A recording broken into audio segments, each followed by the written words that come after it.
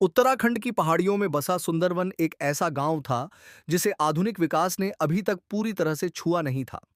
गांव में स्मार्टफोन और इंटरनेट जैसी सुविधाएं तो पहुंच चुकी थीं, लेकिन प्रकृति की गोद में बसा यह गांव अपनी प्राकृतिक सुंदरता और रहस्यों को बरकरार रखे हुए था। गांव के मध्य में एक विशाल और अत्यंत सुंदर उद्यान था, जिसे देवदूत उद्यान के नाम से जाना जाता था। हालांकि अजीब बात यह थी कि स्थानीय लोग उस उद्यान से दूर ही रहते थे। ट्रैकिंग और इको टूरिज्म के लिए आने वाले पर्यटकों को भी वहां जाने से मना किया जाता था। रोहन, जो शहर से अपने दोस्त अमन के साथ वीकेंड पर गांव आया था, अपने होटल के बालकनी से उस उद्यान को देख रहा था। यार, इतना खूबसूरत गार्डन है और लोग जाते भी नहीं। कुछ तो गड़बड़ है, रोहन ने अपना डीएसएलआर कैमरा उतारते हुए कहा।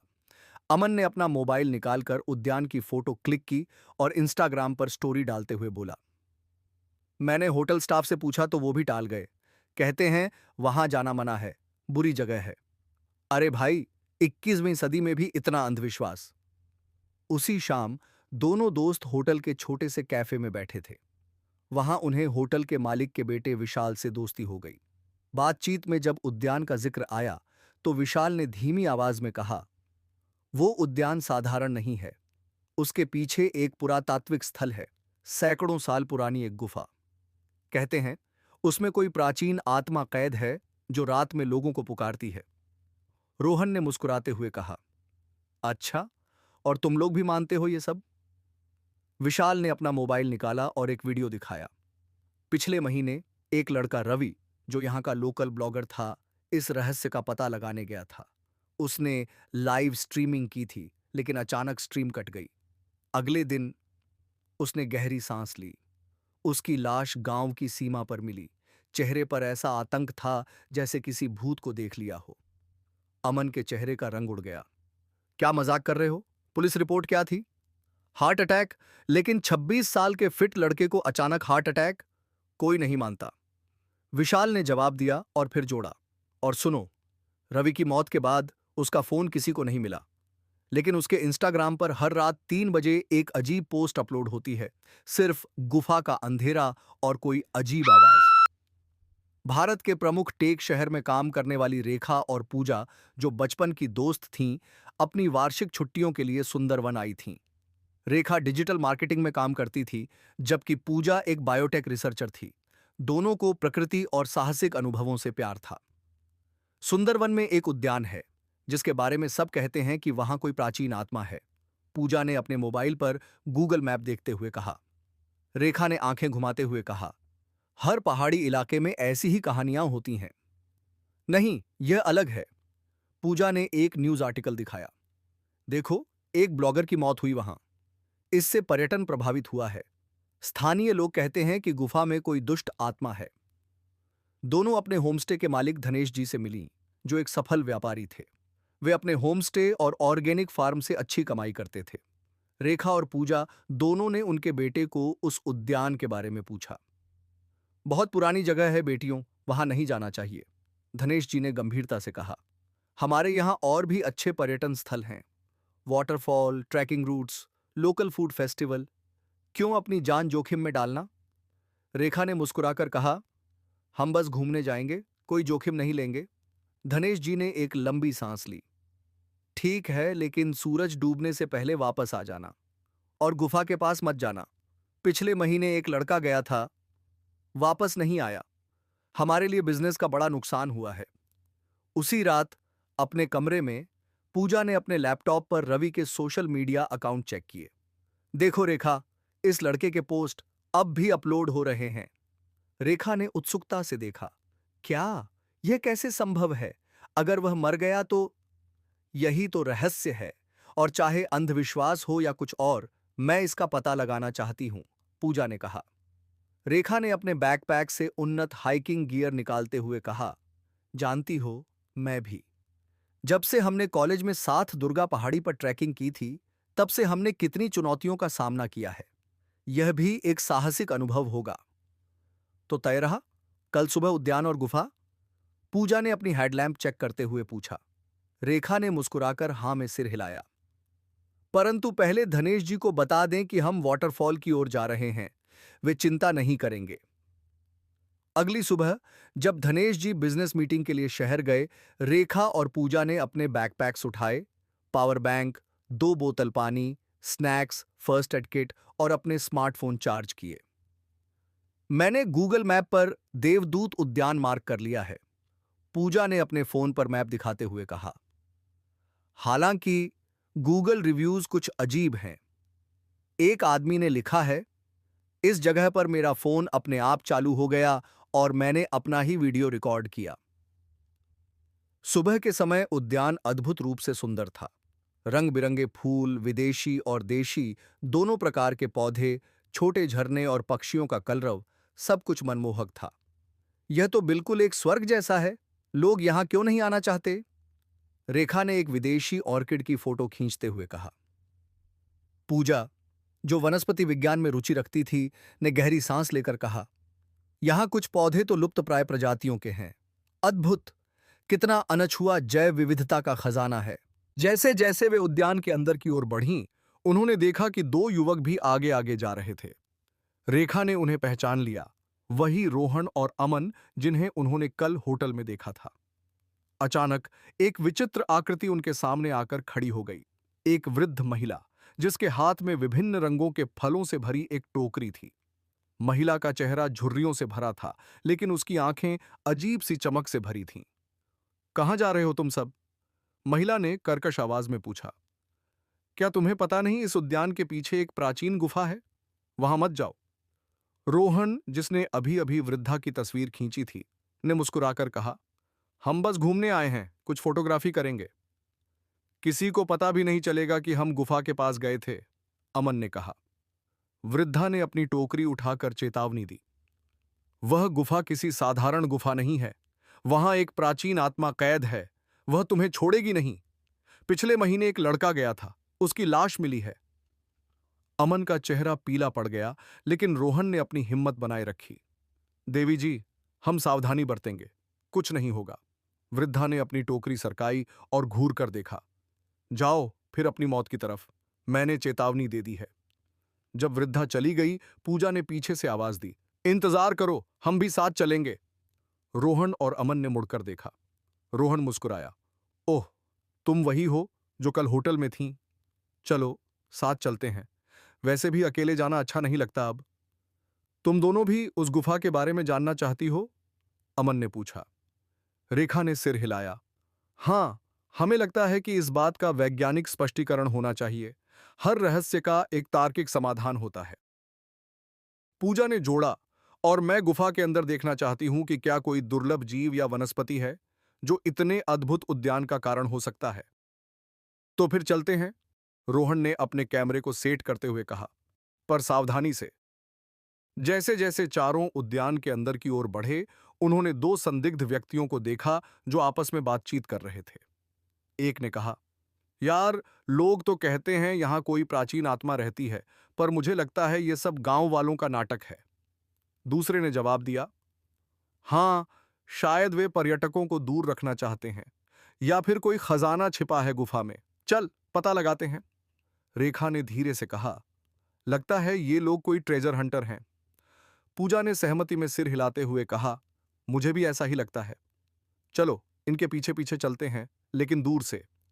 जैसे ही वे उद्यान के पीछे पहुंचे, उन्होंने एक विशाल प्राचीन गुफा देखी। गुफा का मुंह प्राचीन नक्काशियों से सजा था, जिसमें कुछ अजीब प्रतीक और चित्र बने थे। अमन ने अपने फोन की टॉर्च जलाई और कहा, यार, ये तो काफी पुरानी लगती है, कोई प्राचीन मंदिर या पूजा स्थल रहा होगा। रोहन ने कैमरे से कुछ शॉट्स लिए। हां, ये नक्काशियां लगभग 1000 साल पुरानी लग रही हैं। कोई गुप्त संदेश हो सकता है इनमें। उन 2 संदिग्ध व्यक्तियों ने गुफा में प्रवेश किया। कुछ ही क्षणों बाद एक भयानक चीख सुनाई दी और दोनों भागते हुए बाहर आए। क्या हुआ? रेखा ने उन्हें रोककर पूछा। वहां वहां एक आवाज, पहले आदमी ने हांफते हुए कहा। कोई चिल्लाया, मुझे आजाद करो। दूसरे ने थरथराते हुए कहा। और एक छाया, एक भयानक छाया दीवार पर थी। हमें जाना होगा यहां से। दोनों वहां से भाग गए, जबकि रोहन, अमन, रेखा और पूजा हैरान होकर एक दूसरे को देखने लगे। पूजा ने हिम्मत दिखाई। मैं जाकर देखना चाहती हूं क्या है वहां। शायद कोई प्राकृतिक घटना है जो आवाजें पैदा करती है, जैसे गुफा से हवा का निकलना या पानी का टपकना। रेखा ने उसका साथ देते हुए कहा, हाँ, और हम चारों हैं। कुछ होगा तो एक दूसरे की मदद कर सकते हैं। रोहन और अमन थोड़े हिचकिचाए, लेकिन फिर उन्होंने भी साथ चलने का फैसला किया। गुफा के भीतर उन्होंने अपने फोन की टॉर्च जलाई। आश्चर्यजनक रूप से गुफा में बिजली के बल्ब लगे थे, लेकिन वे जल नहीं रहे थे। यह तो अजीब है, अमन ने कहा। ये बल्ब यहां कैसे आए? गुफा के अंदर जाने पर उन्होंने देखा कि वहां कुछ आधुनिक उपकरण पड़े थे। कुछ वैज्ञानिक उपकरण, कंप्यूटर और मॉनिटर। रेखा ने एक कागज उठाया। देखो, यह तो सरकारी दस्तावेज है। इस पर गोपनीय लिखा है। पूजा ने पढ़ना शुरू किया। प्रोजेक्ट देवदूत, प्राचीन एनर्जी स्रोत की खोज। यहां लिखा है कि इस गुफा में एक अद्भुत ऊर्जा स्रोत है जिसका उपयोग नवीन तकनीक के विकास में किया जा सकता है। अचानक एक आवाज आई, मुझे आजाद करो, मैं कई सालों से यहां कैद हूं। चारों ने चौंक कर पीछे देखा। कोई नहीं था वहां। यह आवाज कहां से आ रही है? रोहन ने डरते हुए पूछा। पूजा ने अपनी टॉर्च गुफा के अंदर की ओर की। वहां, गुफा के अंदर, और अंदर चलना होगा। अमन ने हिचकिचाते हुए कहा, मुझे अब डर लग रहा है। क्या हम वापस चलें? रेखा ने दृढ़ता से कहा, नहीं, हमें पता लगाना चाहिए। शायद कोई फंसा हुआ है या कोई पुराना रिकॉर्डिंग सिस्टम है। जैसे जैसे वे आगे बढ़े, गुफा संकरी होती गई। अचानक उन्हें एक छोटा कमरा दिखाई दिया जिसमें अत्याधुनिक उपकरण लगे थे। बीच में एक चमकदार कंटेनर था जिसमें कोई अजीब द्रव था। यह क्या है? रोहन ने अपने कैमरे से फोटो खींचते हुए पूछा। पूजा, जो एक वैज्ञानिक थी, ने चमकदार द्रव को करीब से देखा। यह कोई प्राचीन द्रव लगता है, शायद गुफा की दीवारों से निकला हुआ। इसमें कुछ अद्भुत गुण हो सकते हैं। तभी एक और आवाज आई, हां, वही है, वो चमकता द्रव। उसे मुझे दिला दो, मैं आजाद हो जाऊंगा। अचानक उन्होंने देखा कि एक छाया दीवार पर उभर आई। एक विशाल, विकृत छाया जिसका आकार किसी इंसान जैसा नहीं था। अमन चीखा और भागने लगा, लेकिन रोहन ने उसका हाथ पकड़ लिया। रुको, देखो, यह तो एक प्रोजेक्शन है। पूजा ने ध्यान से देखा और एक छोटा प्रोजेक्टर खोज निकाला जो गुफा के एक कोने में छिपा था। हाँ, यह सब एक सेटअप है। रेखा ने गुफा के पीछे की ओर देखा और एक छिपा हुआ दरवाजा मिला। देखो, यहां से कोई और रास्ता है। वे उस दरवाजे से होकर गए और एक आधुनिक प्रयोगशाला में पहुंचे। वहां पर बहुत सारे कंप्यूटर, लैब उपकरण और कई स्क्रीन थीं। एक स्क्रीन पर रवि की फोटो थी जिसके नीचे लिखा था, प्रोजेक्ट देवदूत, अनधिकृत प्रवेश खतरनाक। ये सब क्या है? अमन ने हैरानी से पूछा। एक आवाज उनके पीछे से आई, ये एक गुप्त सरकारी प्रोजेक्ट है जिसमें तुम्हें दखल नहीं देना चाहिए था। वे चारों घूमकर देखा। वही वृद्ध महिला खड़ी थी जिसे उन्होंने पहले उद्यान में देखा था, लेकिन अब वह युवा दिख रही थी और एक वैज्ञानिक की पोशाक में थी। डॉ नंदिनी, पूजा ने पहचानते हुए कहा, आप तो वही प्रसिद्ध जैव प्रौद्योगिकी विशेषज्ञ हैं जिन्होंने दुर्लभ पौधों पर शोध किया था। महिला ने नरम आवाज में कहा, हाँ, वही हूं मैं। और अब तुम चारों ने हमारा रहस्य जान लिया है। रेखा ने आगे आकर पूछा कि क्या रहस्य? और रवि का क्या हुआ?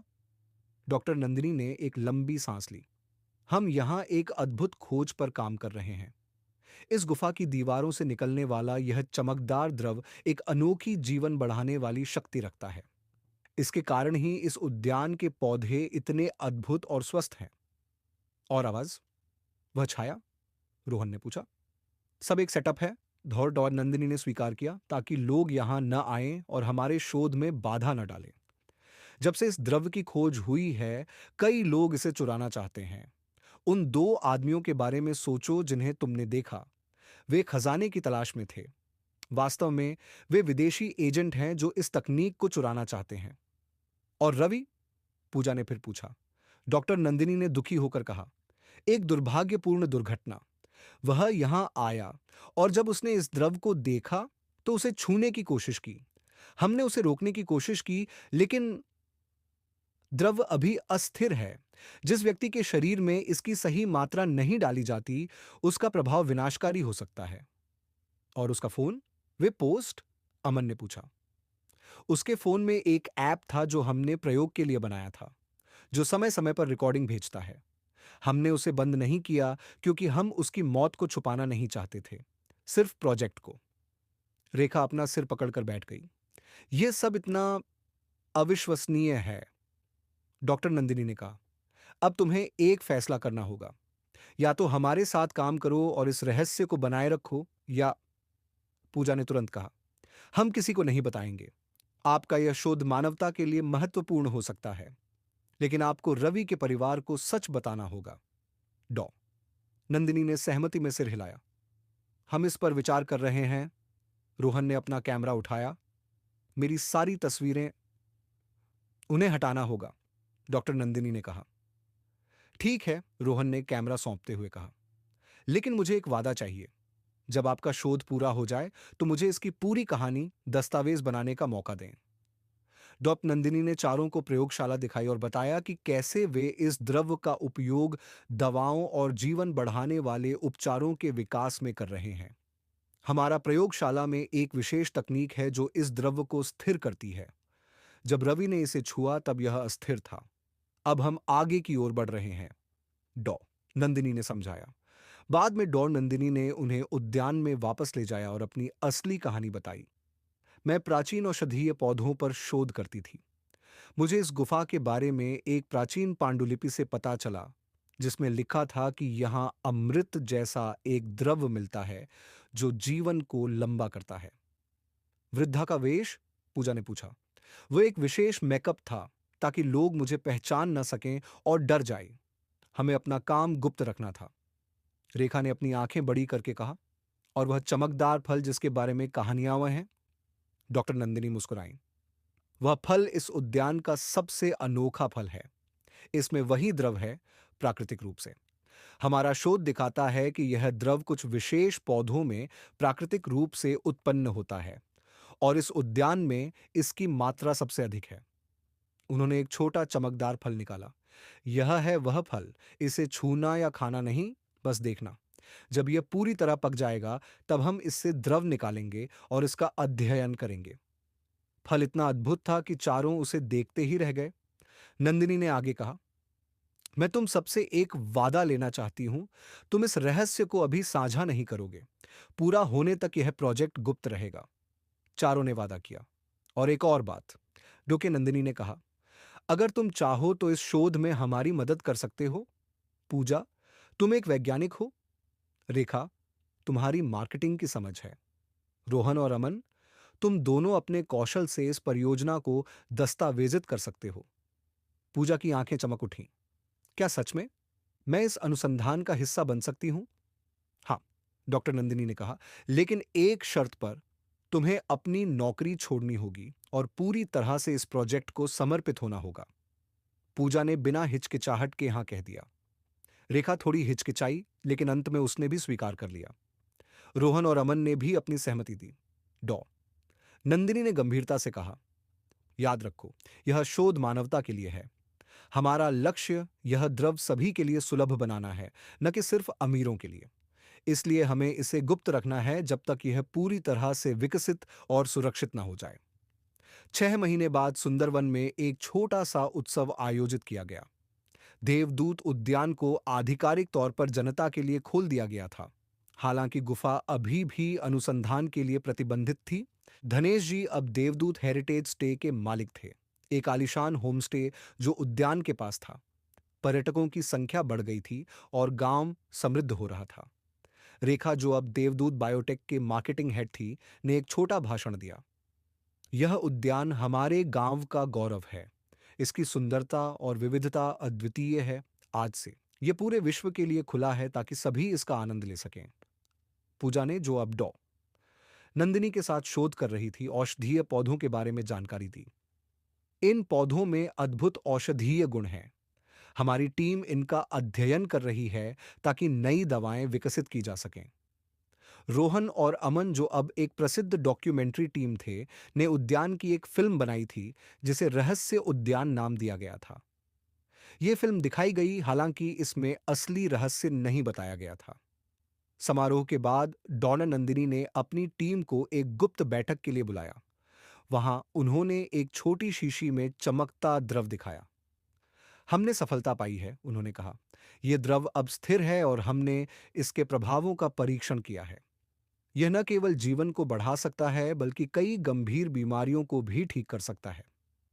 पूजा ने प्रश्न किया, तो अब क्या करें? डॉक्टर नंदिनी ने जवाब दिया, हम इसे धीरे धीरे दुनिया के साथ साझा करेंगे, लेकिन सावधानी से। एक ऐसी दवा के रूप में जो सभी के लिए उपलब्ध हो, न कि एक रहस्यमय अमृत के रूप में जिसके लिए लोग लड़ें। रोहन ने पूछा, और रवि के परिवार को क्या बताया गया? सच, डॉक्टर नंदिनी ने कहा। अब वे जानते हैं कि वह एक दुर्घटना थी और उन्हें मुआवजा दिया गया है। उनकी इच्छा पर हमने उनके नाम से एक शोध केंद्र स्थापित किया है। उस रात जब चांद सुंदरवन के उद्यान पर चमक रहा था, रेखा और पूजा अपने पुराने बंगले की छत पर बैठी थीं, जो अब उनका घर था। कभी सोचा था कि हमारी छुट्टियां हमारे जीवन को इस तरह बदल देंगी? रेखा ने पूछा। पूजा ने आकाश की ओर देखते हुए जवाब दिया, कभी नहीं। लेकिन अब जब सोचती हूं तो लगता है कि हम सही जगह, सही समय पर थे। और अब हम एक ऐसी चीज का हिस्सा हैं जो दुनिया को बदल सकती है। रेखा ने मुस्कुराते हुए कहा। आकाश में तारे चमक रहे थे और उद्यान से आती हल्की सुगंध हवा में घुल रही थी। सुंदरवन का रहस्य अब केवल एक डरावनी कहानी नहीं थी, बल्कि आशा और नए जीवन का प्रतीक था। उधर गुफा के पास डॉ नंदिनी चमकदार फल को देख रही थी। उन्होंने धीरे से मुस्कुराते हुए फल को वापस रख दिया और सोचा। प्राचीन किंवदंतियों में सच्चाई छिपी होती है। कभी कभी वह सच्चाई हमारी कल्पना से भी अधिक अद्भुत होती है।